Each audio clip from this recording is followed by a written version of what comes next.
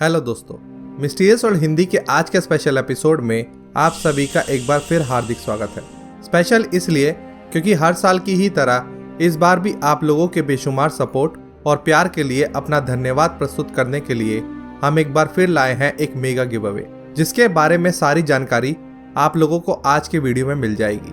तो आज के वीडियो को बिना स्किप किए पूरा देखिए, क्योंकि इस एपिसोड में हम सुनाने जा रहे हैं एक ऐसी भूतहा कहानी जिसे जानकर आपके रोंगटे खड़े हो जाएंगे। तो चलिए दोस्तों, शुरू करते हैं आज का वीडियो और जानते हैं इस दिल दहला देने वाली भूतहा स्टोरी के बारे में। यह कहानी है थाईलैंड के एक छोटे से शहर याला की, जहां एक छोटा सा परिवार रहा करता था। नीरन, उनकी पत्नी लामाई और उनका बेटा चैसाई। यूं तो नीरन और लामाई स्कूल के दिनों से ही एक दूसरे को जानते थे और एक दूसरे को पसंद भी किया करते थे, लेकिन शादी हो जाने के कुछ ही सालों बाद उन दोनों के रिश्ते में खासी कड़वाहट आ चुकी थी। वो दोनों अक्सर छोटी छोटी बातों पर झगड़ा किया करते थे और फिर एक समय पर दोनों ने एक दूसरे से तलाक लेने का भी फैसला कर लिया। कुछ साल दोनों ने एक दूसरे से दूर अलग अलग गुजारे, लेकिन इसी बीच लामाई ने अपना अकेलापन दूर करने के लिए एक बच्चे को गोद ले लिया, जिसका नाम उसने रखा चैसाई। उधर नीरन ने अपने अकेलेपन से लड़ने के लिए शराब और अन्य तरह के नशों का सहारा लेना शुरू कर दिया था। लेकिन चैसाई के बारे में जानकर और लामाई से दूर रहने पर नीरन को लगने लगा कि उन दोनों को आपसी मतभेदों को भुलाकर एक बार फिर से साथ रहना चाहिए। अपनी ये इच्छा जब उसने लामाई को बताई तो लामाई ने नीरन के इस प्रस्ताव को मान लिया और एक बार फिर वो दोनों अपने बच्चे चैसाई के साथ एक ही घर में रहने लगे। लेकिन समय के दौरान नीरन को शराब की ऐसी बुरी लत लग चुकी थी कि अब वह चाहकर भी शराब को छोड़ नहीं सकता था और उसका हमेशा नशे में धुत होकर घर आना एक बार फिर लामाई और नीरन के बीच के कलह की वजह बनने लगा। और फिर आई वो नए साल की रात, जब इस कहानी ने एक ऐसा मोड़ लिया जैसा किसी ने कभी सोचा नहीं था। उस रात नीरन देर रात तक अपने दोस्तों के साथ नए साल का जश्न मनाता रहा और फिर आधी रात को जब नीरन नशे में धुत होकर घर पहुंचा तो एक बार फिर नीरन और लामाई के बीच झगड़ा शुरू हो गया। लेकिन नशे में बेकाबू नीरन उस रात अपने गुस्से पर कंट्रोल नहीं कर सका और उसने लामाई पर तेज धार चाकू से हमला कर दिया। थोड़ी ही देर में जब नीरन ने होश संभाला तो उसे महसूस हुआ कि उसने बहुत बड़ी गलती कर दी है। अब नीरन का पहला लक्ष्य लामाई की लाश को ठिकाने लगाना था। नीरन ने लामाई की लाश को एक प्लास्टिक बैग में पैक किया और उसे अपने कंधे पर डालकर घर से बाहर ले आया। फिर लामाई की लाश को उसने अपनी कार की डिक्की में डाला और पास ही के एक पर्वतीय सुनसान इलाके में ले गया। यहाँ नीरन को कीचड़ से भरा एक डंपिंग पिट दिखा, जिसमें पास के गांव की गंदगी को डंप किया जाता था।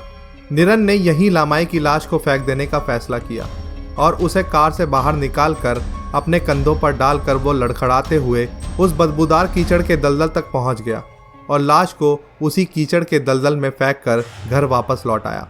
घर आकर सभी सबूतों को मिटाने के बाद नीरन नहाने के लिए गया, लेकिन काफ़ी देर नहाने के बावजूद उसे अभी भी खुद में से बहुत बुरी गंध आ रही थी। वहीं दूसरी ओर ये चिंता भी सता रही थी कि अगले दिन जब उसका बेटा चैसाई अपनी माँ के बारे में पूछेगा तो वो क्या जवाब देगा। उसने फैसला किया कि अगर उससे लामाई के बारे में पूछा जाएगा तो वो कह देगा कि लामाई कुछ दिनों के लिए अपने घर चली गई है। लेकिन अगले ही दिन जब चैसाई उठा तो उसने अपनी माँ लामाई के बारे में कुछ भी नहीं पूछा। नीरन एक तरफ हैरान था कि चैसाई ने अपनी माँ के बारे में कोई भी सवाल नहीं पूछा। वहीं दूसरी ओर ये बात भी बहुत अजीब लग रही थी, क्योंकि चैसाई अपनी माँ के काफ़ी करीब था और वह दिन भर अपनी माँ के साथ ही खेला करता था और बातें किया करता था। अगले ही दिन ऑफिस में काम करते वक्त नीरन को उसके कंधे में काफ़ी दर्द महसूस होने लगा और वो बदबू अभी भी उसे अपने आसपास महसूस हो रही थी।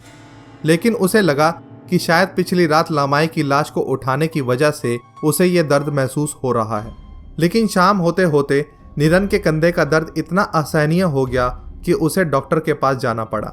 डॉक्टर के क्लिनिक में नीरन ने जब अपना वजन नापा तो उसे बेहद हैरानी हुई कि उसका वजन अब काफ़ी ज़्यादा बढ़ चुका था, जबकि कुछ महीनों पहले उसका वजन सामान्य ही था।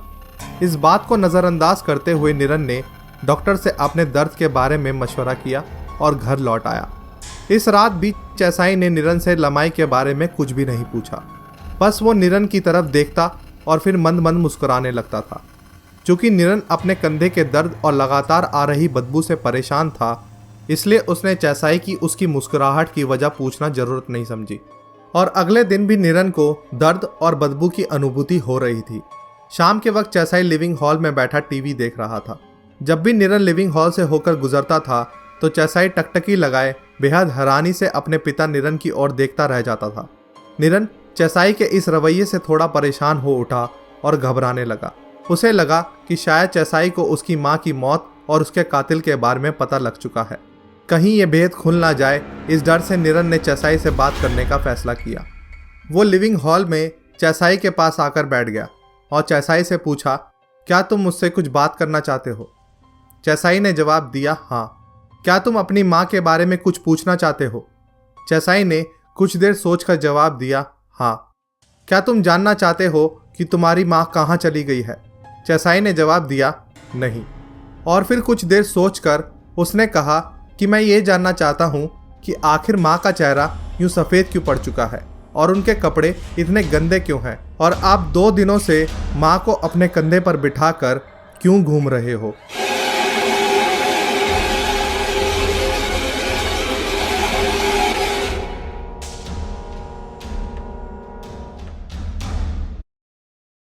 तो अब बात करते हैं हमारे मेगा गिव अवे की, जिसका इंतजार आप सभी को था।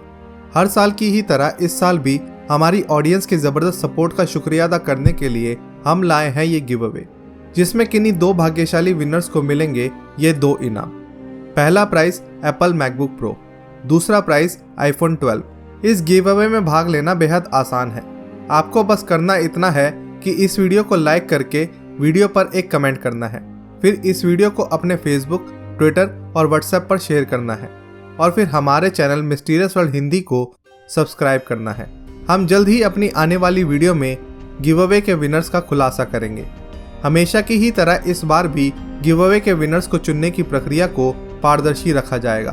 तो गिव अवे में भाग लेने वाले सभी लोगों को हमारी तरफ से शुभकामनाएं। बहुत जल्द मिलेंगे एक नई मिस्ट्री, एक नए रहस्य के साथ। तब तक के लिए अलविदा।